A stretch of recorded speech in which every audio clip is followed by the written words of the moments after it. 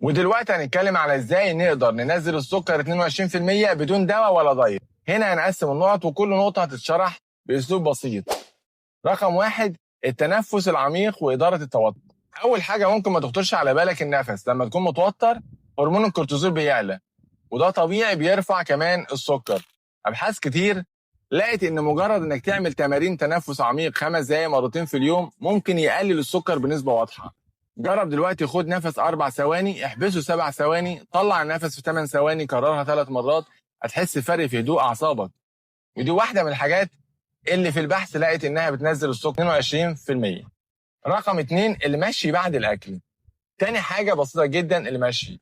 تخيل إنك بعد الأكل تقوم وتمشي 20 دقيقة بس، هتخلي العضلات تسحب الجلوكوز من الدم بدل ما يفضل يعلى ويعلى.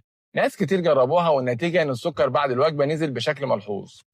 يعني بدل ما تقعد قدام التلفزيون أو الموبايل بعد الأكل، قوم اتحرك. رقم 3، في خدعة بسيطة جدا، تبدأ وجبتك بخضار أو سلطة، بعد كده بروتين زي البيض أو الفراخ، وآخر حاجة الكربوهيدرات زي العيش أو الرز. ليه بقى؟ لأن الألياف والبروتين بيبطئوا امتصاص السكر، فبتلاقي السكر بيطلع تدريجي مش مرة واحدة. في دراسة قالت إن الترتيب ده فرق في قراءة السكر بشكل ملحوظ.